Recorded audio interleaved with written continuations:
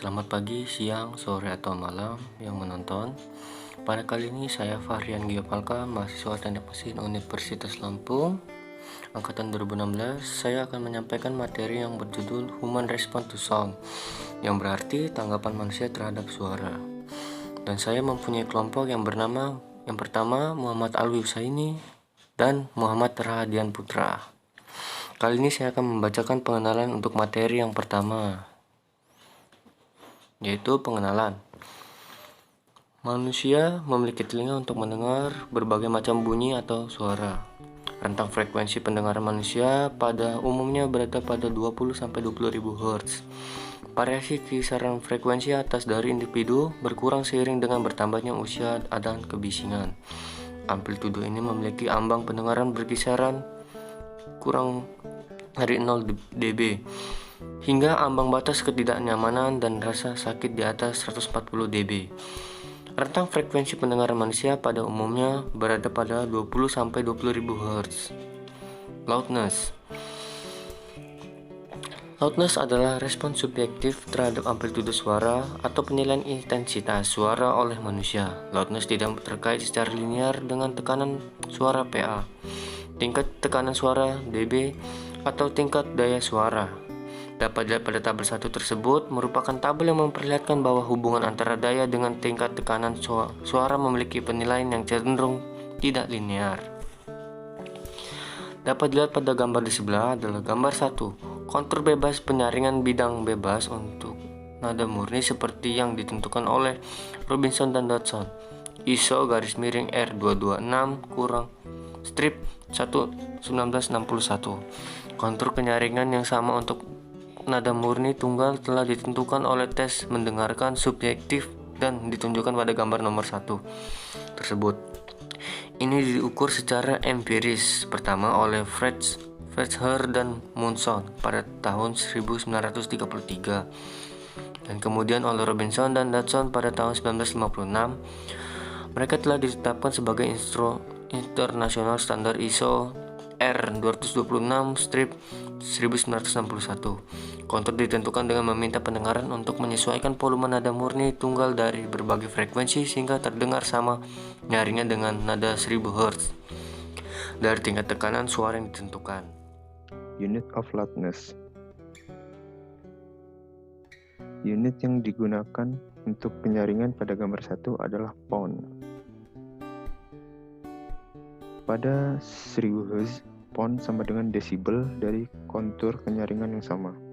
Seperti yang dinyatakan sebelumnya, penilaian subjektif dari penyaringan tidak secara langsung sesuai dengan SPL atau bahkan dengan penyaringan pounds. Karena kebanyakan orang tidak dapat berurusan dengan sesuatu yang lebih rumit daripada hubungan linear. Unit baru dengan demikian didefinisikan untuk melegitimasi penyaringan, disebut sound. Satu orang didefinisikan sama dengan penyaringan subjektif dari suara 40 pound. N sounds berarti N kali lebih keras dari suara 40 pound. Ada hubungan sederhana antara sounds dan pound pada 1000 Hz. Seperti di bawah ini.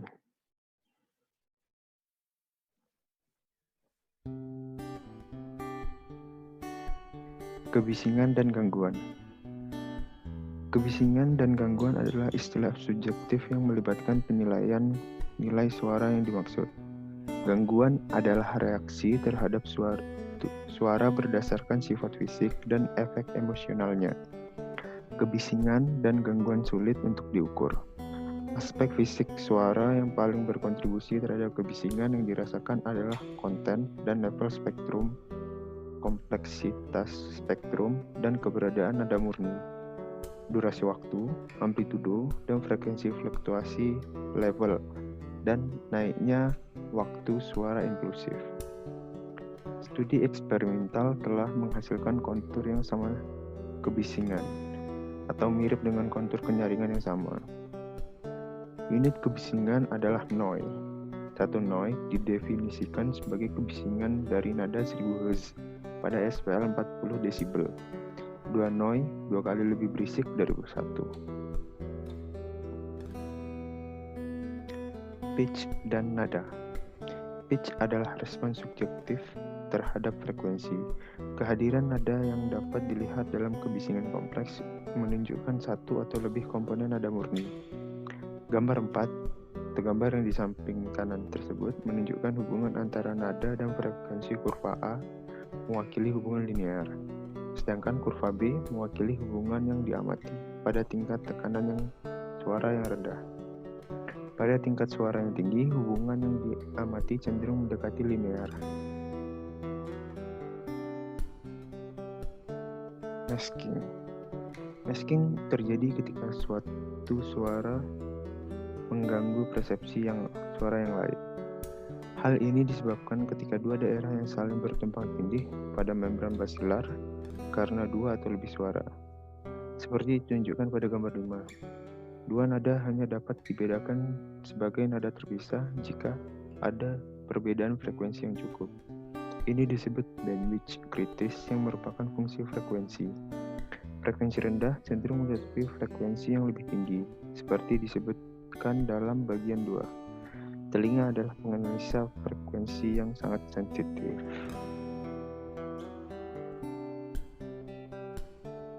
Slide selanjutnya akan dijelaskan oleh Saudara Rahardian. Waktu dan tempat dipersilahkan. Baik, selanjutnya merupakan kurva masking level. Daerah yang berbeda dari membran basilar maka terhadap frekuensi yang berbeda. Suara frekuensi tinggi hanya merangsang ujung basal paling dekat dengan telinga tengah dan stem. Nada frekuensi rendah asimetris merangsang sebagian besar membran basilar dari ujung basal ke arah luar. Gerakan ujung basal ini dapat mengganggu persepsi suara frekuensi tinggi. Frekuensi tinggi di sisi lain menyebabkan gerakan hanya di ujung basal dan tidak mengganggu persepsi suara frekuensi rendah. Ini adalah apa yang disebut efek penyebaran ke atas masking, di mana frekuensi rendah dapat secara efektif menutupi frekuensi yang lebih tinggi, tetapi tidak sebaliknya. Efek ini ditunjukkan secara kualitatif pada gambar 5 dan secara kuantitatif pada gambar 6A dan B. Asimetris ini paling menonjol untuk level suara masking tinggi. Gambar 6C menunjukkan bahwa noise pita sempit atau wideband noise terbatas menyebabkan penyembunyian yang lebih besar di sekitar frekuensi pusatnya daripada nada murni dari frekuensi yang sama, karena ia mengeluarkan lebih banyak area pada membran basilar.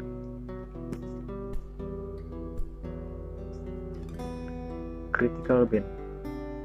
Ketika suara masking adalah noise broadband dan sinyal adalah nada murni, berbagai bagian spektrum noise berkontribusi secara berbeda terhadap efek masking.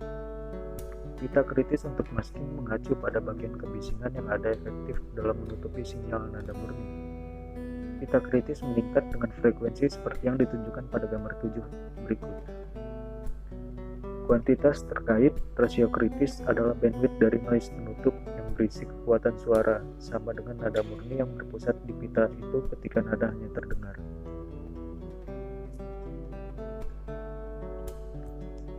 Pendengaran binaural.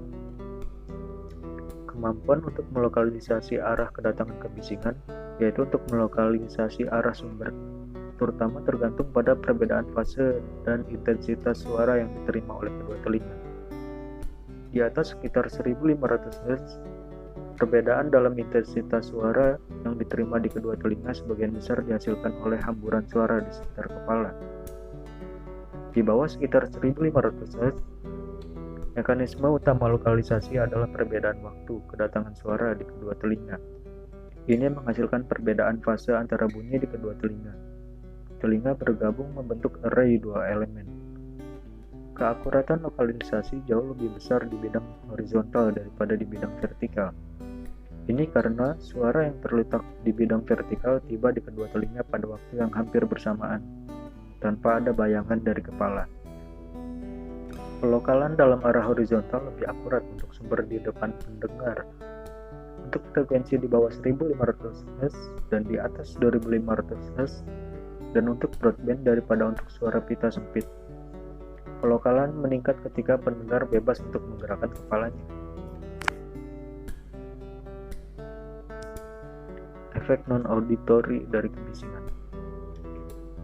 Selain gangguan pendengaran, kebisingan dapat menyebabkan beberapa efek non-pendengaran, termasuk stres, ketegangan, dan efek kesehatan yang merugikan. Kejutan yang dihasilkan oleh suara yang tiba-tiba dapat menyebabkan stres dan ketegangan fisik.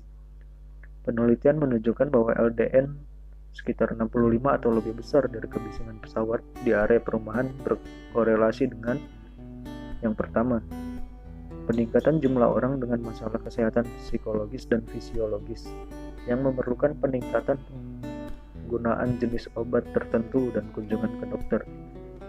Yang kedua, peningkatan kejadian bayi perempuan dengan periode kehamilan berkurang dan berat badan pada saat kelahiran. Yang ketiga, peningkatan jumlah orang dewasa yang membutuhkan masuk ke rumah sakit jiwa.